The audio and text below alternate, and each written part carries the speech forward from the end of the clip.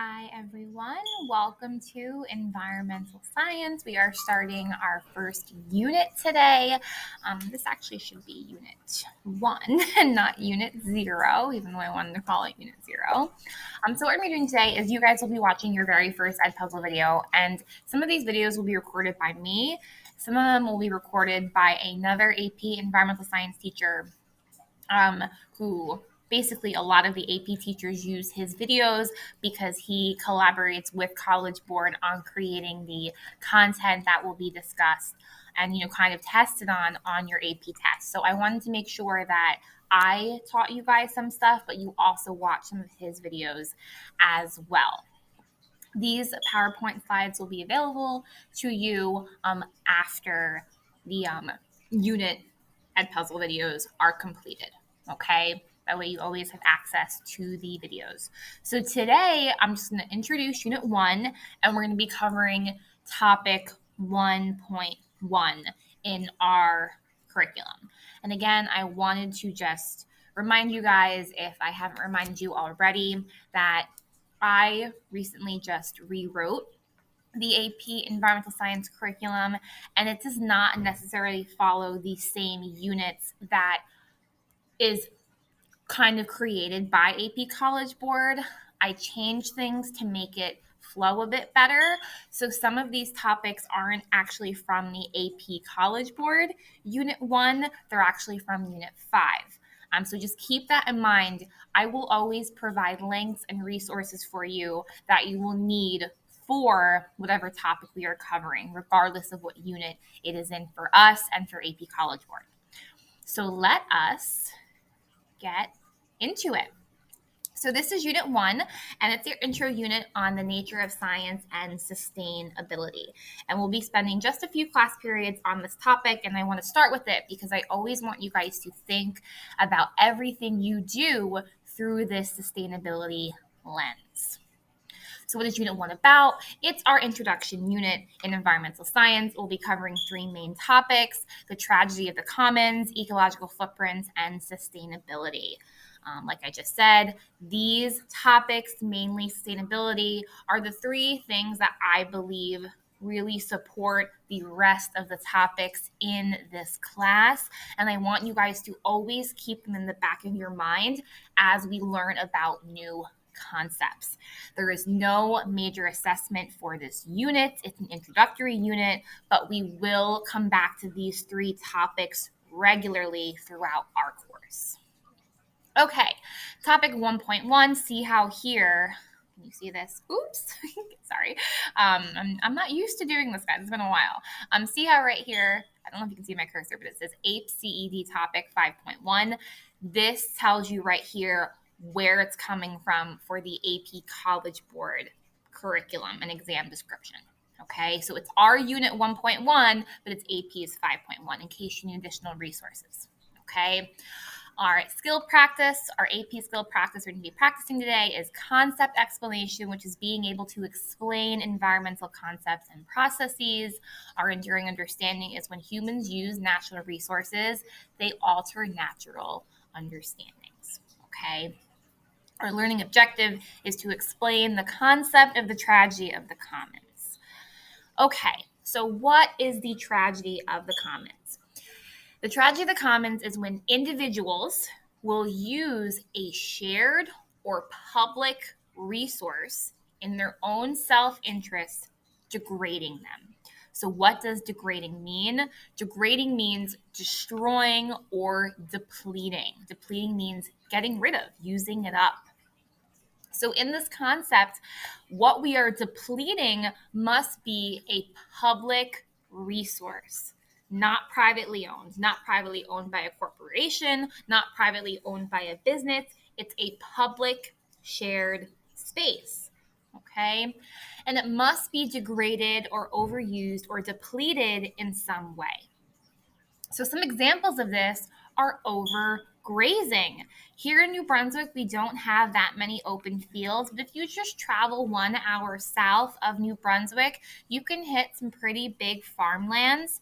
I live south of New Brunswick, and I live in a suburban area, but just a few minutes away from me are farms with cows and horses and goats, you name it, and they are grazing on a public space. Grazing means eating the grass, eating the plants, eating the crops, eating whatever plants are growing in an area like an open field. So when farmers use a public space and they overgraze the grass to the point where it's all gone, we're kind of left with an issue. What is going to happen to these cows if they cannot eat any more grass? They have to move somewhere else, and they keep repeating this process. Okay? Overfishing.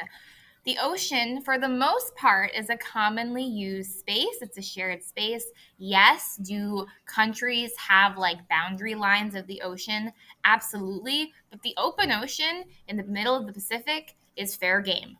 Okay? People, mainly corporations, can go out and overuse that space. We'll talk a lot about overfishing once we get to unit 5 or 6, I believe. Okay. And if you were watching this before our Happy Fishing Lab, you will see in action an example of overfishing. If you're watching this after we do our Happy Fishing Lab, you will see that your group possibly depleted all of the fish in your pond to extinction. Water and air pollution. Air, you may not know, is a public resource as of right now, and I hope it stays this way forever. Air is free. We breathe in oxygen and we breathe out carbon dioxide, and it's free for us to do that for the most part. And we are currently depleting our sources of fresh, usable air by polluting it. Same thing with water. Yes, do we pay for water? Well, I do, and your parents, guardians, whoever probably do. Yes, we pay for water, but it is a common resource. It's a public resource. The largest source of our fresh water in this country is groundwater, which is water that's found in the ground. So, which leads us to the next bit. Groundwater is recharged when it rains, and we'll talk a little bit about this later. But when we overuse it, when you leave your shower on for too long, you leave the water on when you brush your teeth, you are inadvertently and maybe unknowingly using up the supplies of water that's stored in the ground. And this summer, we have had a very dry summer. It's the summer of 2022 that just passed, and it has been a very dry summer. It barely rained. We are in a drought in New Jersey, and we're using up our groundwater, and it's not being recharged or refilled because it's not raining. Okay, so those are all examples of the tragedy of the commons. Now, this is it more in depth. Use of the commons is below the carrying capacity of the land. All users benefit. This is step one. What is carrying capacity? Carrying capacity is the number of people, other living organisms, or crops that a region can support without environmental degradation, which means environmental loss. Okay, so carrying capacity is the total number of living things that can live in an environment without overusing what is already there. Okay. Now, over time in the tragedy of the commons, if one or more users increase the use of the commons beyond its carrying capacity, the commons becomes degraded. The cost of the degradation is incurred by all users. What does incurred means? It happens to everyone else as a result of someone else. Okay? It's something bad that happens to everyone due to one person's actions. Okay. Now, unless environmental costs are accounted for and addressed in land use practices, eventually the land will be unable to support the activity. So we can see here in this picture, we have some sheep. Originally, we got 3 sheep. That area can manage 3 sheep. However, once we start adding more sheep in, the sheep got to eat, they eat the grass, and over time we start adding more sheep and we are destroying our source of grass, our source of food. And unless some kind of laws or regulations are put into place, we'll deplete the land and we will not be able to continue that activity. So why does this happen? When no one owns the resource and no one directly suffers the negative consequences, we don't really know. And we also do not care in the beginning. Humans have this very anthropocentric means human view of looking at the world. We have the bad habit of making decisions and not thinking about the consequences of our actions. And the tragedy of the commons is the perfect example of that. We overuse an area and no one thinks, hey, maybe we shouldn't eat all the grass here. Maybe the cows shouldn't eat all the grass here, because we like to address problems as they come up and not prevent them in the first place. So, what is the problem? Why is this an issue? It really depends on what we are overusing. For example, overfishing can lead to fishery collapse, just when your population crashes. Air pollution from coal power plants can lead to bronchitis, asthma, and increased healthcare costs. Pesticide runoff from farms contaminates drinking water. So, this is why I introduced this topic now, because all of these things, overfishing, air pollution, pesticide runoff, we will talk about it more in depth later. But you need to know why this happens, but also how we can fix it. So, for example, over here, I can't move that one picture off.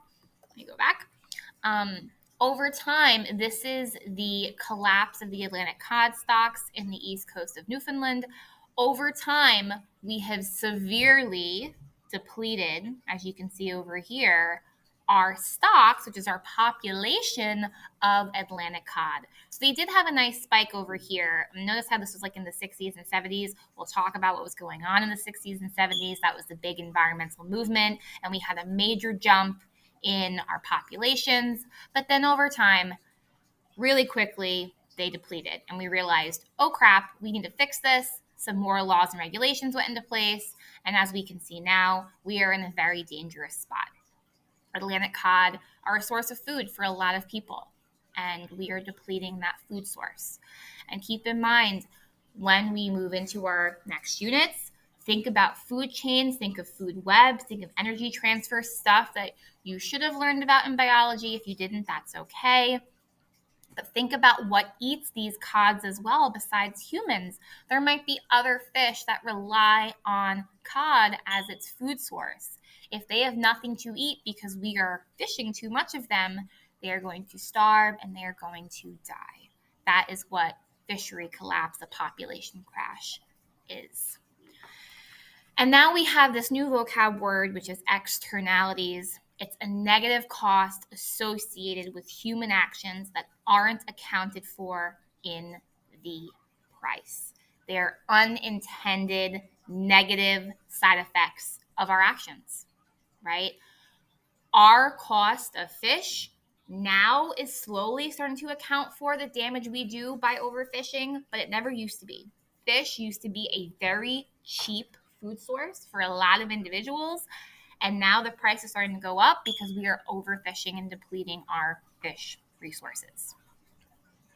So how to solve this?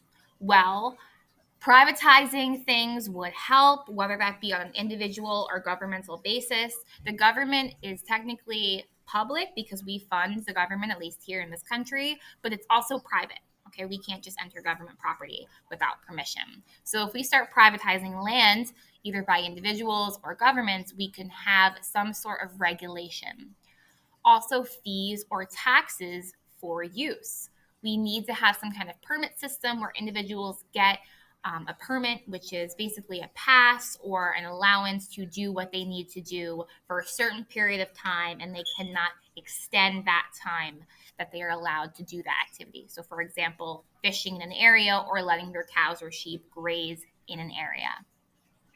If they damage the environment or deplete it, They will be taxed, fined, possibly face criminal charges for pollution for any of the shared resources. And we have already started to enact some of these laws: Clean Air Act, Clean Water Act, Safe Drinking Water Act. And we also have created the Bureau of Land Management, which manages rangelands in the western U.S. by collecting grazing fees from ranchers. We will talk more in depth about these acts as we move through the course. Okay. And that's it for this unit. So at this point, make sure that you guys log on to AP College Board if you have not done so already and complete the concept check questions regarding this unit. It's just a homework grade. I think it's only 3 questions. Try your best. I am here after school if you need to go over any of those questions with me, and also make sure that your note packet is filled in for this topic. If you need anything, let me know. I will be here to help, and I will see you all in class or in the next video.